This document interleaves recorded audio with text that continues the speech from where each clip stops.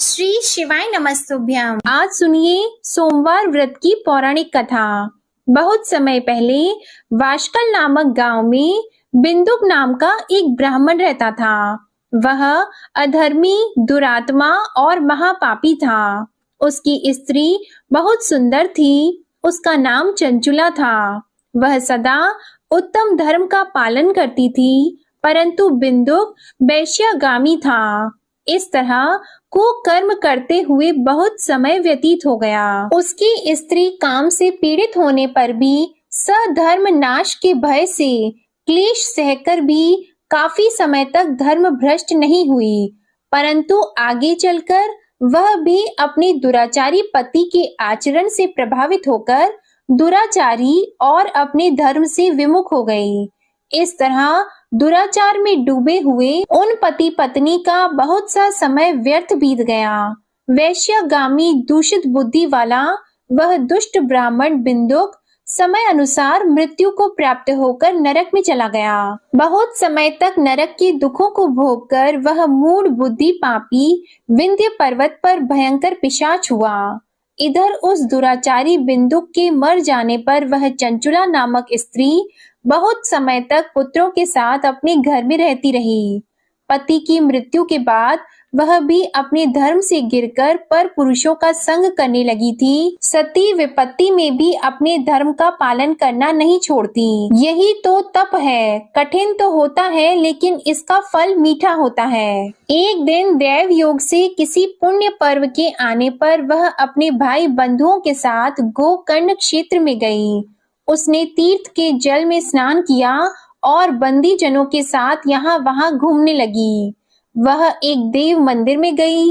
वहां उसने एक ब्राह्मण के मुख से भगवान शिव की परम पवित्र एवं मंगलकारी कथा सुनी। ब्राह्मण कह रहे थे कि जो स्त्रियां व्यभिचार करती हैं, वे मरने के बाद जब यमलोक जाती हैं, तब यमराज के दूत उन्हें तरह तरह से यंत्रणा देते हैं कि वे उसके कामांगों को तप्त लौह के डंडों से दागते हैं। तप्त लौह के डंडों से उसका संसर्ग कराते हैं।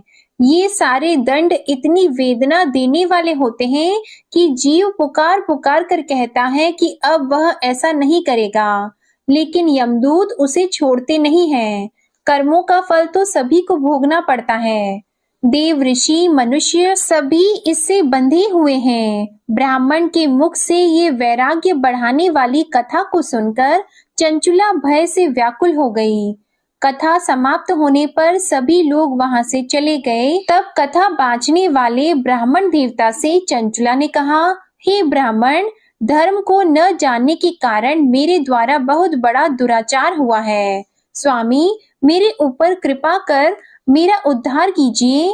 आपके प्रवचन को सुनकर मुझे इस संसार से वैराग्य हो गया है। मुझ मूढ़ चित्त वाली पापिनी को धिक्कार है। मैं निंदा के योग्य हूँ। मैं बुरे विषयों में फंसकर अपने धर्म से विमुख हो गई थी। कौन मुझ जैसी को मार्ग में मन लगाने वाली पापिनी का साथ देगा? जब यमदूत मेरे गले में फंदा डालकर मुझे बांध कर ले जाएंगे और नरक में मेरे शरीर के टुकड़े करेंगे, तब मैं कैसे उन महायातनाओं को सहन कर पाऊंगी? मैं सब प्रकार से नष्ट हो गई हूँ, क्योंकि अभी तक मैं हर तरह से पाप में डूबी रही हूँ। हे ब्राह्मण, आप मेरे गुरु हैं, आप ही मेरे माता पिता हैं। मैं आपके शरण में आई हूँ। मुझ अबला का अब आप उद्धार कीजिए। इस प्रकार विलाप करती हुई चंचुला ब्राह्मण देवता के चरणों में गिर पड़ी। तब ब्राह्मण ने उसे कृपा पूर्वक उठाया और इस प्रकार कहा, नारी, तुम सौभाग्यशाली हो, जो भगवान शंकर की कृपा से तुमने वैराग्यपूर्ण ये कथा सुनी है और कथा को सुनकर समय से अपनी गलती का एहसास कर लिया है। तुम डरो मत और भगवान शिव की शरण में जाओ। उनकी परम कृपा से तुम्हारे सभी पाप नष्ट हो जाएंगे।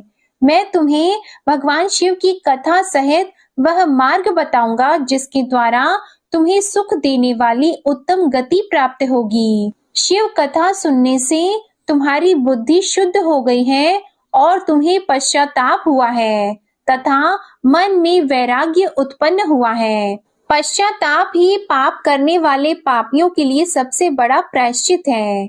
जो मनुष्य अपने कुकर्म के लिए प्रायश्चित नहीं करता, वह उत्तम गति प्राप्त नहीं करता, परंतु जिसे अपने कुकृत्य पर हार्दिक पश्चाताप होता है, वह अवश्य ही उत्तम गति का भागीदार होता है। इसमें कोई शक नहीं है। शुद्ध चित्त में ही भगवान शिव और माता पार्वती का वास होता है। वह शुद्ध आत्मा पुरुष सदा शिव के पद को प्राप्त होता है। इस कथा का श्रवण सभी मनुष्यों के लिए कल्याणकारी है, अतः इसकी आराधना और सेवा करनी चाहिए। हे ब्राह्मण पत्नी, तुम अन्य विषयों से अपने मन को हटाकर भगवान शंकर की इस परम पावन कथा को सुनो। इससे तुम्हारे चित्त की शुद्धि होगी और तुम्हें मोक्ष की प्राप्ति होगी। जो मनुष्य निर्मल हृदय से भगवान शिव के चरणों का चिंतन करता है, उसकी एक ही जन्म में मुक्ति हो जाती है। यह कहकर वे ब्राह्मण चुप हो गए। उनका हृदय करुणा से भर गया। वे ध्यान में मग्न हो गए। ब्राह्मण का यह उपदेश सुनकर चंचुला के नेत्रों में आनंद के आंसू छलक आए। वह हर्ष भरे हृदय से ब्राह्मण देवता के चरणों में गिर गई और हाथ जोड़कर बोली कि मैं कृतार्थ हो गई। हे ब्राह्मण, शिव भक्तों में श्रेष्ठ स्वामिन, आप धन्य हैं। आप परमार्थदर्शी हैं और सदा परोपकार में लगे रहते हैं। साधो, मैं नरक के समुद्र में गिर रही हूँ। कृपा करके मेरा उद्धार कीजिए। जिस पौराणिक और अमृत के समान कथा की बात आपने की है, उसे सुनकर ही मेरे मन में वैराग्य उत्पन्न हुआ। उस अमृतमयी कथा को सुनने के लिए मेरे मन में बड़ी श्रद्धा हो रही है। कृपया आप मुझे उसे सुनाइए। कथा सुनने की इच्छा मन में लिए हुए चंचुला उन ब्राह्मण देवता की सेवा में वहीं रहने लगी। उस गोकर्ण नामक महाक्षेत्र में उन ब्राह्मण देवता के मुख से चंचुला भगवान शिव की भक्ति, ज्ञान और वैराग्य बढ़ाने वाले और मुक्ति देने वाली परम उत्तम कथा सुनकर कृतार्थ हुई। उसका चित्त शुद्ध हो गया। वह अपने हृदय में शिव के सगुण रूप का चिंतन करने लगी। वह सदैव शिव सच्चिदानंदमय स्वरूप का स्मरण करती थी। इसके बाद अपना समय पूर्ण होने पर चंचुला ने बिना किसी कष्ट के अपना शरीर त्याग दिया। उसे लेने के लिए एक दिव्य विमान वहां पहुंचा। ये विमान शोभा साधनों से सजा था और शिव गणों से सुशोभित था।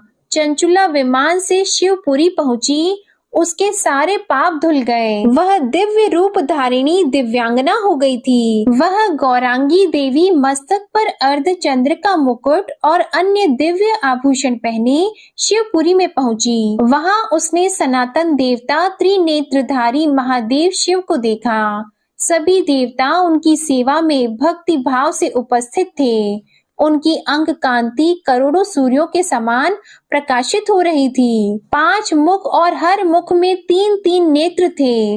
मस्तक पर अर्धचंद्र आकार मुकुट शोभायमान हो रहा था। कंठ में नील चिन्ह, उनके साथ में देवी गौरी विराजमान थी, जो विद्युत पुंज के समान प्रकाशित हो रही थी। महादेव जी की कांति कपूर के समान गौर थी। उनके शरीर पर श्वेत वस्त्र थे तथा शरीर श्वेत भस्म से युक्त था। इस प्रकार भगवान शिव के परम उज्जवल रूप के दर्शन कर चंचुला बहुत प्रसन्न हुई। उसने भगवान को बारंबार प्रणाम किया और हाथ जोड़कर प्रेम, आनंद और संतोष से युक्त होकर विनीत भाव से खड़ी हो गई। उसके नेत्रों से आनंद के आंसुओं की धारा बहने लगी। भगवान शंकर और भगवती गौरी उमा ने करुणा के साथ सौम्य दृष्टि से देखकर चंचुला को अपने पास बुलाया। गौरी उमा ने उसे प्रेम पूर्वक अपनी सखी बना लिया। चंचुला सुखपूर्वक भगवान शिव के धाम में उमा देवी की सखी के रूप में निवास करने लगी। एक दिन चंचुला आनंद में मग्न उमा देवी के पास गई और दोनों हाथ जोड़कर उनकी इस स्तुति को करने लगी। हे गिरिराज नंदिनी, स्कंद माता उमा, आप सभी मनुष्यों एवं देवताओं द्वारा पूजित तथा समस्त सुखों को देने वाली हैं। आप शंभु प्रिया हैं, आप ही सगुणा और निर्गुणा हैं। हे सच्चिदानंद स्वरूपा, आप ही प्रकृति की पोषक हैं। हे माता, आप ही संसार की सृष्टि पालन और संहार करने वाली हैं। इस प्रकार सद्गति प्राप्त चंचुला देवी की स्तुति कर शांत हो गई। उसकी आंखों में प्रेम के आंसू उमड़ आए। तब शंकर प्रिया भक्त वत्सला उमा देवी ने बड़े प्रेम से चंचुला को चुप कराते हुए कहा कि सखी चंचुला, मैं तुम्हारी इस स्तुति से प्रसन्न हूँ। बोलो, क्या वर मांगती हो? तब चंचुला बोली, हे गिरिराज कुमारी, मेरे पति बिंदुक इस समय कहाँ हैं? उनकी स्थिति कैसी है, मुझे बताइए और कुछ उपाय कीजिए ताकि हम फिर से मिल सकें। हे महादेवी, मेरे पति एक शूद्र जाति वैश्या के प्रति आसक्त थे और पाप में ही डूबे रहते थे। गिरिजा बोली, बेटी, तुम्हारा पति बिंदुक पापी था। उसका अंत बड़ा भयानक हुआ। वैश्या का उपभोग करने के कारण वह मूर्ख नरक में अनेक वर्षों तक अनेक प्रकार के दुख भोगकर अब शेष पाप को भोगने के लिए विंध्य पर्वत पर पिशाच की योनि में रह रहा है और वह दुष्ट वहीं वायु पीकर रहता है और सब प्रकार के कष्ट सहता है। गौरी देवी की ये बात सुनकर चंचुला अत्यंत दुखी हो गई। फिर मन को किसी तरह स्थिर करती हुई दुखी हृदय से माँ गौरी से उसने एक बार फिर पूछा, हे महादेवी, मुझ पर कृपा कीजिए और मेरे पापी पति का अब उद्धार कीजिए। कृपा करके मुझे वह उपाय बताइए जिससे मेरे पति को उत्तम गति प्राप्त हो सके। गौरी देवी ने कहा, यदि तुम्हारा पति भगवान शिव की पुण्यमय उत्तम कथा सुने तो वह इस दुर्गति को पार करके उत्तम गति का भागी हो सकता है।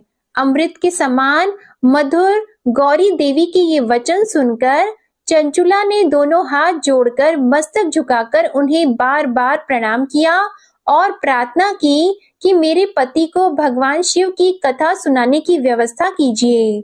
ब्राह्मण पत्नी चंचुला के बार बार प्रार्थना करने पर शिव प्रिया गौरी देवी ने भगवान शिव की महिमा का गान करने वाले गंधर्व राज तुमरु को बुलाकर कहा, तुमरु, तुम्हारी भगवान शिव में प्रीति है। तुम मेरे मन की सभी बातें जानकर मेरे कार्यों को सिद्ध करते हो, तो मेरी इस सखी के साथ विंध्य पर्वत पर जाओ। वहां एक महाघोर और भयंकर पिशाच रहता है। पूर्व जन्म में वह पिशाच बिंदुक नामक ब्राह्मण मेरी इस सखी चंचुला का पति था। वह वैश्यागामी हो गया था। वह स्नान संध्या आदि नित्य कर्म छोड़कर अपवित्र रहने लगा। क्रोध के कारण उसकी बुद्धि भ्रष्ट हो गई थी। दुर्जनों से उसकी मित्रता तथा सज्जनों से द्वेष बढ़ गया था। वह अस्त्र शस्त्र से हिंसा करता, लोगों को सताता और उनके घरों में आग लगा देता था। चांडालों से दोस्ती करता और वह रोज वैश्या के पास जाता था। पत्नी को त्याग कर दुष्ट लोगों से दोस्ती कर उन्हीं के संपर्क में रहता था। वह मृत्यु तक दुराचार में फंसा रहा। मृत्यु के बाद उसे पापियों के भोग स्थान यमपुरी में ले गए। वहां घोर नरकों को सहकर इस समय वह विंध्य पर्वत पर पिशाच बनकर रह रहा है और पापों का फल भोग रहा है। तुम उसके सामने परम पुण्यमयी पापों का नाश करने वाली भगवान शिव की दिव्य कथा का प्रवचन करो। इस कथा के सुनने से उसका हृदय सभी पापों से मुक्त होकर शुद्ध हो जाएगा और वह प्रेत योनि से मुक्त हो जाएगा। दुर्गति मुक्त होने पर उस बिंदुक नामक पिशाच को तुम विमान पर बिठाकर भगवान शिव के पास ले आना। माँ उमा का आदेश पाकर गंधर्व राज तुमरु प्रसन्नता पूर्वक अपने भाग्य की सराहना करते हुए चंचुला को साथ लेकर विमान से पिशाच के निवास स्थान विंध्य पर्वत पर गया। वहां पहुंचकर उसने विशाल आकृति वाले पिशाच को देखा। उसका शरीर विशाल था, उसकी ठोड़ी बड़ी थी। वह कभी हंसता, कभी रोता, कभी उछलता था। महाबली तुमरु ने बिंदुक नामक पिशाच को पाशों से बांध लिया। उसके पश्चात तुमरु ने कथा बांचने के लिए स्थान तलाश कर मंडप की रचना की। शीघ्र ही इस बात का पता लोगों को चल गया कि एक पिशाच के उद्धार हेतु देवी पार्वती की आज्ञा से तुमरू भगवान शिव की कथा सुनाने विंध्य पर्वत पर आया है। उस कथा को सुनने के लोभ से बहुत से देवर्षि वहां पहुंच गए। सभी को आदर पूर्वक स्थान दिया गया। पिशाच बिंदुक को पाशों में बांधकर आसन पर बिठाया गया और तब तुमरू ने परम उत्तम भगवान शिव की अमृत कथा का गान शुरू किया, जिससे सभी श्रोता कृतार्थ हो गए। परम पुण्यमयी कथा को सुनकर पिशाच सभी पापों से मुक्त हो गया और उसने पिशाच शरीर का त्याग कर दिया। शीघ्र ही उसका रूप दिव्य हो गया। उसका शरीर गौर वर्ण का हो गया। शरीर पर श्वेत वस्त्र एवं पुरुषों के आभूषण आ गए। इस प्रकार दिव्य देहधारी होकर बिंदुक अपनी पत्नी चंचुला के साथ स्वयं भी भगवान शिव का गुणगान करने लगा। उसे दिव्य रूप में देखकर सभी को बहुत आश्चर्य हुआ। उसका मन परम आनंद से परिपूर्ण हो गया। सभी भगवान महेश्वर के अद्भुत चरित्र को सुनकर कृतार्थ होकर उनका यशोगान करते हुए अपने अपने धाम को चले गए। बिंदुक अपनी पत्नी चंचुला के साथ विमान में बैठकर शिवपुरी की ओर चल दिया। महेश्वर के गुणों का गान करता हुआ बिंदुक अपनी पत्नी चंचुला और तुमरू के साथ शीघ्र ही शिव धाम पहुंच गया। भगवान शिव देवी पार्वती ने उसे अपना पार्षद बना लिया। दोनों पति पत्नी सुखपूर्वक भगवान महेश्वर एवं देवी गौरी के श्री चरणों में अविचल निवास पाकर धन्य हो गए। बोलिए उमा महेश्वर भगवान की जय। अब सुनिए भगवान शंकर की दूसरी कथा। एक धनवान साहूकार था, जिसके घर किसी प्रकार की कोई कमी नहीं थी, परंतु उसको एक दुख था। उसका कोई पुत्र नहीं था। वह इसी चिंता में दिन और रात रहता था और वह पुत्र की कामना से हर सोमवार को शिव जी का व्रत और पूजन किया करता था। सायंकाल को मंदिर में जाकर शिव जी का दीपक जलाता था। उसके भक्ति भाव को देखकर एक समय श्री पार्वती जी ने भगवान शिव जी महाराज से कहा कि वह साहूकार आपका अनंत भक्त है और सदैव आपका व्रत और पूजन बड़ी श्रद्धा से करता है। इसकी मनोकामना आप पूर्ण कीजिए। तब भगवान शिव ने कहा कि हे पार्वती, यह संसार कर्म क्षेत्र है। जैसी किसान खेत में जैसा बीज बोता है वैसा ही फल काटता है, उसी तरह से इस संसार में जैसा कर्म करते हैं वैसा ही फल मिलता है। तब माता पार्वती ने अत्यंत आग्रह से कहा कि महाराज, जब यह आपका भक्त है और इससे किसी प्रकार का दुख है तो उसको अवश्य दूर करना चाहिए, क्योंकि आप सदैव अपने भक्तों पर दयालु हैं और उनके दुखों को दूर करते हैं। यदि आप ऐसा नहीं करेंगे तो मनुष्य आपकी सेवा व्रत क्यों करेंगे? माता पार्वती जी के आग्रह को देखकर भगवान भोलेनाथ कहने लगे कि हे पार्वती, इसके कोई पुत्र नहीं है, इसी चिंता से यह दुखी रहता है। इसके भाग्य में पुत्र न होने पर भी इसके पुत्र की प्राप्ति का मैं वर देता हूँ, परंतु वह पुत्र केवल 12 वर्ष तक जीवित रहेगा। इसके पश्चात वह मृत्यु को प्राप्त हो जाएगा। इससे अधिक मैं और कुछ इसके लिए नहीं कर सकता हूँ। यह सब बातें वह साहूकार सुन रहा था। इससे उसको न कुछ प्रसन्नता हुई और न ही उसे कुछ कष्ट हुआ। वह पहले जैसे ही भगवान शिव का व्रत और पूजन करता रहा। कुछ समय व्यतीत हो जाने पर साहूकार की स्त्री गर्भवती हुई और उसे 10वें महीने में गर्भ से अति सुंदर पुत्र की प्राप्ति हुई। साहूकार के घर में बहुत खुशियां मनाई गई, परंतु साहूकार ने उसको केवल 12 वर्ष की आयु जानकर कोई अधिक प्रसन्नता प्रकट नहीं की और न ही किसी को यह भेद बताया। जब वह 11 वर्ष का हो गया तो उस बालक की माता ने उसके पिता से विवाह आदि के लिए कहा, परंतु साहूकार कहने लगा मैं अभी इसका विवाह नहीं करूंगा और पढ़ने के लिए इसे भेजूंगा।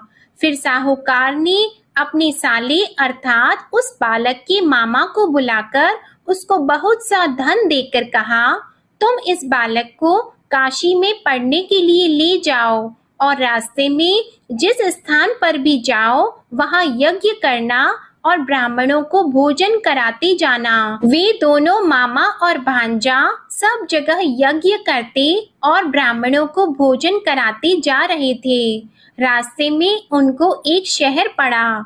उस शहर के राजा की कन्या का विवाह था और दूसरे राजा का लड़का जो विवाह कराने के लिए बारात लेकर आया था वह एक आंख से काना था। उसके पिता को इस बात की बड़ी चिंता थी कि कहीं वर को देखकर कन्या के माता पिता विवाह में किसी प्रकार की अड़चन पैदा न कर दें। इस कारण जब उसने अति सुंदर सेठ के लड़के को देखा तो उसने मन में विचार किया कि क्यों न दरवाजे के समय इस लड़के से वर का काम चलाया जाए। ऐसा विचार करके वर के पिता ने उस लड़के और मामा से बात की तो वे दोनों राजी हो गए। फिर उस लड़के को वर के कपड़े पहनाकर और घोड़ी पर चढ़ाकर दरवाजे पर ले गए और बड़ी सुंदरता से सब कार्य संपन्न हो गए। वर के पिता ने सोचा यदि विवाह कार्य भी इसी लड़के से करा दिया जाए तो इसमें क्या बुराई है। ऐसा विचार करके लड़का और उसके मामा से कहा, यदि आप फेरों और कन्यादान का काम भी करा दें तो आपकी बड़ी कृपा होगी और हम इसके बदले बहुत सा धन देंगे। उन्होंने भी स्वीकार कर लिया और विवाह कार्य भी बहुत कुछ अच्छी तरह से हो गया। परंतु जिस समय लड़का जाने लगा तो उसने राजकुमारी की चुन्नी के पल्ले पर लिख दिया कि तेरा विवाह मेरे साथ हुआ है, परंतु जिस राजकुमार के साथ तुमको भेजेंगे वह एक आंख से काना है। मैं तो काशी जी पढ़ने जा रहा हूँ। उस राजकुमारी ने जब अपनी चुन्नी पर ऐसा लिखा हुआ देखा तो उसने राजकुमार के साथ जाने से मना कर दिया और कहा कि ये मेरा पति नहीं है, मेरा विवाह इसके साथ नहीं हुआ, वह तो काशी जी पढ़ने गया है। राजकुमारी के माता पिता ने अपनी कन्या को विदा नहीं किया और बारात वापस चली गई। उधर वह सेठ का लड़का और उसका मामा काशी जी पहुंच गए। वहां जाकर उन्होंने यज्ञ करना और लड़के ने पढ़ना शुरू कर दिया। जब लड़के की आयु 12 साल की हो गई तब एक दिन उन्होंने यज्ञ रचा रखा था कि लड़के ने अपने मामा से कहा कि आज तो मेरी तबीयत ठीक नहीं है। मामा ने कहा अंदर जाकर सो जाओ। जब लड़का अंदर जाकर सो गया और थोड़ी देर में उसके प्राण निकल गए। जब उसके मामा ने आकर देखा कि वह तो मुर्दा पड़ा है तो उनको बहुत दुख हुआ और उन्होंने सोचा कि मैं अभी रोना पीटना मचा दूंगा तो यज्ञ का कार्य अधूरा रह जाएगा। अतः उन्होंने जल्दी से यज्ञ का कार्य समाप्त करके ब्राह्मणों के जाने के बाद रोना पीटना आरंभ कर दिया। संयोगवश उसी समय शिवजी और पार्वती जी उधर से जा रहे थे। पार्वती जी कहने लगी, हे महादेव, कोई दुखियारा रो रहा है, इसके कष्टों को आप दूर करो। तब भगवान शिव बोले, इसकी आयु इतनी ही थी सो ये भोग चुका है। माता पार्वती ने कहा कि महाराज कृपा करके इस बालक को और आयु दे दो, नहीं तो इसके माता पिता तड़प तड़प कर मर जाएंगे। पार्वती जी के इस प्रकार बार बार आग्रह करने पर भगवान शिव जी ने उसे जीवन दान दे दिया और शिव जी की कृपा से लड़का जीवित हो गया। शिव जी और पार्वती जी कैलाश पर्वत पर चले गए। तब इस प्रकार यज्ञ करते हुए लड़का और उसके मामा अपने घर की ओर चल पड़े। रास्ते में उसी शहर में गए जहां उसका विवाह हुआ था और जहां पर आकर यज्ञ किया तो लड़के के ससुर ने उसे पहचान लिया और अपने घर महल में जाकर बड़ी खातिर के साथ बहुत दास दासियों के सहित आदर पूर्वक लड़की और जमाई को विदा किया। जब वह अपने शहर के निकट आए तो मामा ने कहा, मैं पहले तुम्हारे घर जाकर सबको खबर करता हूँ। उस समय लड़के के माता पिता अपने घर की छत पर बैठे हुए थे और उन्होंने यह प्रण कर रखा था कि यदि हमारा पुत्र सकुशल घर आएगा तो राजी खुशी नीचे उतरकर आ जाएंगे, नहीं तो छत से गिरकर अपने प्राण खो देंगे। इतने में उस लड़के के मामा ने जाकर यह समाचार दिया कि आपका पुत्र आ गया है, परंतु उनको विश्वास नहीं हुआ। तब उसके मामा ने शपथ पूर्वक कहा कि आपका पुत्र अपनी स्त्री के साथ बहुत सारा धन लेकर आया है। तो सेठ ने आनंद के साथ उसका स्वागत किया और बड़ी प्रसन्नता से रहने लगे। इस प्रकार जो भी व्यक्ति सोमवार का व्रत करता है अथवा इस कथा को पढ़ता है या सुनता है, भगवान भोलेनाथ उसके सभी दुखों को दूर करके उसकी समस्त मनोकामनाओं को पूर्ण करते हैं। बड़ी ही श्रद्धा और भक्ति के साथ अब आप सुनिए सोमवार की दूसरी कथा। एक बार की बात है, माता पार्वती शिवजी को पति के रूप में प्राप्त करने के लिए घोर तप कर रही थी। उनके तप को देखकर देवताओं ने शिवजी से देवी की मनोकामना को पूर्ण करने की प्रार्थना की। शिवजी ने पार्वती जी की परीक्षा लेने के लिए सप्त ऋषियों को भेजा। सप्त ऋषियों ने शिवजी के सैकड़ों अवगुण गिनाए, पर पार्वती जी को महादेव जी के अलावा किसी और से विवाह मंजूर नहीं था। तब शंकर जी ने स्वयं पार्वती जी की परीक्षा लेने की ठानी। तब भगवान शंकर स्वयं प्रकट हुए और पार्वती जी को वरदान देकर अंतर्ध्यान हुए। इतने में पार्वती माता जहाँ तप कर रही थी, वहीं पास में तालाब में मगरमच्छ ने एक लड़के को पकड़ लिया। लड़का जान बचाने के लिए चिल्लाने लगा। तब पार्वती जी से उस बच्चे की चीख सुनी नहीं गई। द्रवित हृदय होकर वे तालाब पर पहुंची। वहां देखा कि मगरमच्छ लड़के को तालाब के अंदर खींचकर ले जा रहा है। लड़के ने देवी को देखकर कहा कि मेरी माता पिता और भाई बंधु कोई नहीं है, आप मेरी रक्षा करें। तो पार्वती जी ने कहा कि मगरमच्छ इस लड़के को छोड़ दो। मगरमच्छ बोला, दिन के छठे पैर में जो मुझे मिलता है उसे मैं अपना आहार समझकर स्वीकार कर लेता हूँ, यह मेरा नियम है। ब्रह्मदेव ने दिन के छठे पहर में इस लड़के को भेजा है, तो मैं इसे क्यों छोड़ूं? पार्वती जी ने विनती की कि तुम इसे छोड़ दो, बदले में तुम्हें जो चाहिए वह मुझसे कहो। तो मगरमच्छ बोला, एक ही शर्त पर मैं इसे छोड़ूंगा। आपने तप करके महादेव जी से जो वरदान लिया है, यदि उस तप का फल मुझे दे दो तो मैं इसे छोड़ दूंगा। पार्वती जी तुरंत तैयार हो गईं। उन्होंने कहा, मैं अपने तप का फल तुम्हें देने को तैयार हूँ, लेकिन तुम इस बालक को छोड़ दो। मगरमच्छ ने समझाया, सोच लो देवी, जोश में आकर संकल्प मत करो। हजारों वर्षों तक जैसा तप किया है वैसा देवताओं के लिए भी संभव नहीं है। उसका सारा फल इस बालक के प्राणों के बदले चला जाएगा।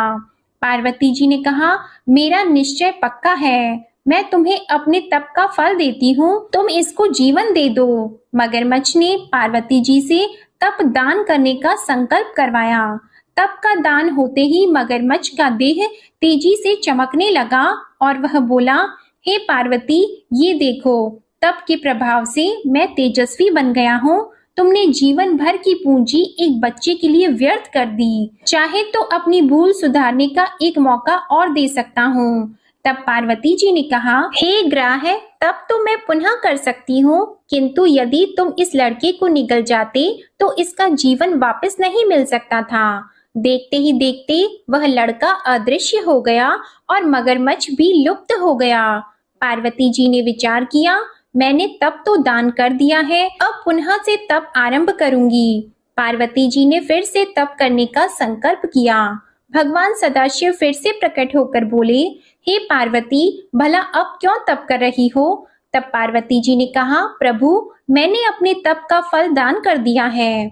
आपको पति रूप में पाने के संकल्प के लिए मैं फिर से वैसा ही घोर तप करके आपको प्रसन्न करूंगी। तो महादेव जी बोले, मगरमच्छ और लड़के दोनों रूपों में मैं ही था। तुम्हारा चित्त प्राणी मात्र में अपने सुख दुख का अनुभव करता है या नहीं, इसकी परीक्षा लेने के लिए मैंने ही यह लीला रची थी। अनेक रूपों में दिखने वाला मैं एक ही हूँ। मैं अनेक शरीरों से अलग निर्विकार हूँ। तुमने अपना तप मुझे ही दिया है, इसलिए अब और तप करने की कोई आवश्यकता नहीं है। देवी ने महादेव जी को प्रणाम कर प्रसन्न मन से विदा किया। प्रेम से बोलिए भगवान शंकर और माता पार्वती की जय।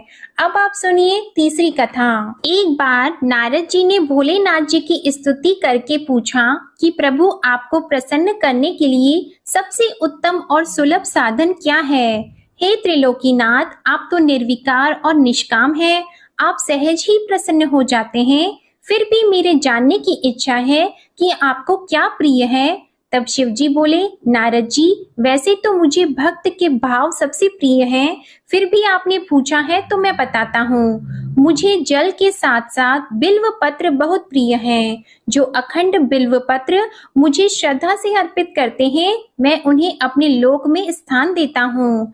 नारद जी भगवान शंकर और माता पार्वती की वंदना करके अपने लोक को चले गए। उनके जाने के पश्चात पार्वती जी ने शिव जी से पूछा कि हे प्रभु, मेरी ये जानने की बड़ी तीव्र इच्छा हो रही है कि आपको बेल पत्र इतने प्रिय क्यों हैं? कृपा करके मेरी जिज्ञासा को शांत कीजिए। तब शिव जी बोले, हे शिवे, बिल्व के पत्ते मेरी जटा के समान हैं। उसका त्रिपत्र यानी 3 पत्ते ऋग्वेद, यजुर्वेद और सामवेद हैं। शाखाएं समस्त शास्त्र का स्वरूप है। बिल्व वृक्ष को आप पृथ्वी का कल्प वृक्ष समझें, जो ब्रह्मा, विष्णु और शिव स्वरूप है। हे पार्वती, स्वयं महालक्ष्मी जी ने शैल पर्वत पर बिल्व वृक्ष रूप में जन्म लिया था। इस कारण भी बेल का वृक्ष मेरे लिए अति प्रिय है। महालक्ष्मी जी ने बिल्व का रूप धरा, ये सुनकर पार्वती जी कौतूहल में पड़ गईं और पार्वती जी कौतूहल से उपजी जिज्ञासा को रोक न पाईं। उन्होंने पूछा, देवी लक्ष्मी ने आखिर बिल्व वृक्ष का रूप क्यों लिया? आप ये कथा विस्तार से कहें। तब भोलेनाथ ने देवी पार्वती जी को कथा सुनाना आरंभ किया। हे देवी, सतयुग में ज्योति रूप में मेरे अंश का रामेश्वर लिंग था। ब्रह्मा आदि देवों ने उसका विधिवत पूजन अर्चन किया था। इसका परिणाम ये हुआ कि मेरे अनुग्रह से वाणी देवी सबकी प्रिय हो गई। वे भगवान विष्णु को सतत प्रिय हो गई। मेरे प्रभाव से भगवान केशव के मन में वाग देवी के लिए जितनी प्रीति उत्पन्न हुई, वह स्वयं लक्ष्मी जी को नहीं भाई। लक्ष्मी देवी का श्री हरि के प्रति मन में कुछ दुराव पैदा हो गया। वह चिंतित और रुष्ट होकर चुपचाप परम उत्तम श्री शैल पर्वत पर चली गईं। वहां उन्होंने तप करने का निश्चय किया और उत्तम स्थान का चयन करने लगी। महालक्ष्मी ने उत्तम स्थान का निश्चय करके मेरे लिंग विग्रह की उग्र तपस्या प्रारंभ की। उनकी तपस्या कठोरतम होती जा रही थी। हे परमेश्वरी, कुछ समय के बाद महालक्ष्मी जी ने मेरे लिंग विग्रह से थोड़ा ऊर्ध्व में एक वृक्ष का रूप धारण कर लिया। अपने पत्तों और पुष्प द्वारा निरंतर मेरा पूजन करने लगी। इस तरह महालक्ष्मी जी ने लाखों वर्षों तक घोर आराधना की। अंततः उन्हें मेरा अनुग्रह प्राप्त हुआ। मैं वहां प्रकट हुआ और देवी से इस घोर तप की आकांक्षा पूछकर वर देने को तैयार हुआ। महालक्ष्मी जी ने मांगा कि श्री हरि के हृदय में मेरे भाव से वाग देवी के लिए जो स्नेह हुआ है वह समाप्त हो जाए। तब शिव जी बोले, मैंने महालक्ष्मी जी को समझाया, श्री हरि के हृदय में आपके अतिरिक्त किसी और के लिए कोई प्रेम नहीं है। वाग देवी के प्रति उनका प्रेम नहीं अपितु श्रद्धा है। यह सुनकर लक्ष्मी जी प्रसन्न हो गईं और पुनः श्री विष्णु के हृदय में स्थित होकर निरंतर उनके साथ विहार करने लगी। हे पार्वती, महालक्ष्मी के हृदय का एक बड़ा विकार इस प्रकार दूर हो गया। इस कारण हरिप्रिया उसी वृक्ष रूप में सर्वदा अतिशय भक्ति से भरकर यत्न पूर्वक मेरी पूजा करने लगी। हे पार्वती, इसी कारण विश्व का वृक्ष, उसके पत्ते, फल, फूल आदि मुझे बहुत प्रिय हैं। मैं निर्जन स्थान में बिल्व वृक्ष का आश्रय लेकर रहता हूँ। बेल वृक्ष को सदा सर्व तीर्थ में एवं सर्व देवमय मानना चाहिए। बिल्व पत्र, बिल्व फूल, बिल्व वृक्ष अथवा बिल्व काष्ठ के चंदन से जो मेरा पूजन करता है वह भक्त मेरा अति प्रिय है। बिल्व वृक्ष को शिव के समान ही समझो। वह मेरा शरीर है जो बिल्व पर चंदन से मेरा नाम अंकित करके मुझे अर्पण करता है। मैं उसे सभी पापों से मुक्त करके अपने लोक में स्थान देता हूँ। हे देवी, उस व्यक्ति को स्वयं लक्ष्मी जी भी नमस्कार करती हैं जो मेरा पूजन करते हैं। जो बिल्व मूल में प्राण छोड़ता है उसको रुद्र देह प्राप्त होता है और ऐसे मनुष्य पर सदैव ही माता लक्ष्मी की कृपा रहती है और साथ ही साथ भगवान नारायण की कृपा भी उन पर सदैव बनी रहती है। प्रेम से बोलिए भगवान शिव और माता पार्वती की जय। अब सुनिए गणेश भगवान की कथा। एक साहूकार था, उसके घर रोज एक ब्राह्मणी रोटी लेने के लिए घर आती थी। घर के अंदर घुसते ही पोल के ऊपर गजानन जी का मंदिर था। वह गणेश जी को रोटी का एक कौर हमेशा भोग लगाती थी। बहुत दिन हो गए। गणेश जी महाराज ने कहा कि यह मुझे हमेशा भोजन करवाती है, मुझे इसे कोई ना कोई उपहार जरूर देना चाहिए। गणेश जी एक दिन उसके थाली में हीरे मोती भर देते हैं। ब्राह्मणी तो थाली लेकर अपने घर आ गई और साहूकार से रोटी लेने के लिए आना बंद हो गई। साहूकारनी ने उसे बुलावा भेजा कि बाई, रोटी लेने के लिए क्यों नहीं आती हो। ब्राह्मणी ने कहा कि मुझ पर गणेश जी प्रसन्न हो गए। बहुत वर्ष तक रोटी लेने के लिए आ गई लेकिन अब नहीं आऊंगी। साहूकारनी मन में बहुत नाराज हुई और गणेश जी से कहा कि आप ब्राह्मणी के ऊपर प्रसन्न हुए परंतु मुझ पर प्रसन्न नहीं हुए। तब गणेश जी की मूर्ति हटाकर उसने बाहर फेंक दी। इधर सेठ जी की दुकान में धंधा पानी बंद हो गए। एक दिन सेठ जी की नजर पोल के मंदिर पर गई तो सेठानी जी को पूछा कि गणेश जी कहाँ गए। तो साहूकारनी ने कहा कि ऐसे गणेश जी का क्या करें जो ब्राह्मणी पर तो प्रसन्न हो गए लेकिन हमारे ऊपर प्रसन्न नहीं हुए। इस कारण मैंने तो गणेश जी को हटाकर फेंक दिया है। तब सेठ जी ने कहा कि यह तुमने क्या किया, मेरा तो व्यापार और धंधा चलना बंद हो गया है। गणेश जी तुमने कहाँ फेंके हैं, जल्दी बताओ, मैं उन्हें वापस लेकर आता हूँ। साहूकार जी वापस से गणेश जी को लेने के लिए गए तो गणेश जी इतने भारी हो गए कि वे उठे ही नहीं। साहूकार जी ने कहा कि मेरे से गलती हो गई है, आप मेरे घर पधारिए। गणेश जी तो और भी भारी होते गए और कहा कि मैं तो नहीं चलूंगा, पहले साहूकारनी को बुलाकर यहाँ लाओ और वह मुझसे माफी मांगेगी तो ही मैं चलूंगा। और गणेश जी ने कहा कि मुझे हमेशा सवा सेर का चूरमा करके भोजन कराओगे तो ही मैं चलूंगा। साहूकार साहूकारनी को लेकर आए और उससे माफी भी मंगवाई और सवा सेर का चूरमा चढ़ाने की हाँ भी भरी। तब साहूकार और साहूकारनी ने गणेश जी को वापस घर लाकर उन्हें पोल में बिठाया। ऐसा करने पर साहूकार का व्यापार फिर से चलने लगा। हे गणेश जी महाराज, जैसे साहूकार और साहूकारनी पर आप प्रसन्न हुए वैसे सभी पर प्रसन्न होना। बोलिए गणेश जी महाराज की जय। अब आप सुनिए भगवान भोलेनाथ की आरती। ओम जय शिव ओमकारा, प्रभु हरे शिव ओमकारा। ब्रह्मा विष्णु सदा शिव, ब्रह्मा विष्णु सदा शिव, अर्धांगी धारा। ओम जय शिव ओमकारा। एकानन चतुरानन पंचानन राजे, स्वामी पंचानन राजे। हंसासन गरुड़ासन, हंसासन गरुड़ासन, वृषवाहन साजे। ओम जय शिव ओमकारा। दो भुज चार चतुर्भुज, 10 भुज अति सोहे, स्वामी 10 भुज अति सोहे। त्रिगुण रूप निरखते, त्रिगुण रूप निरखते, त्रिभुवन जन मोहे। ओम जय शिव ओंकारा। अक्षमाला वनमाला मुंडमाला धारी, स्वामी मुंडमाला धारी। त्रिपुरारी कंसारी, त्रिपुरारी कंसारी, करमाला धारी। ओम जय शिव ओंकारा। श्वेतांबर पीतांबर बाघंबर अंगे, स्वामी बाघंबर अंगे। सनकादिक गरुणादिक, सनकादिक गरुणादिक, भूतादिक संगे। ओम जय शिव ओंकारा। कर की मध्य कमंडल चक्र त्रिशूलधारी, स्वामी चक्र त्रिशूलधारी। सुखकारी दुखहारी, सुखकारी दुखहारी, जगपालनकारी। ओम जय शिव ओंकारा। ब्रह्मा विष्णु सदाशिव जानत अविवेका, स्वामी जानत अविवेका।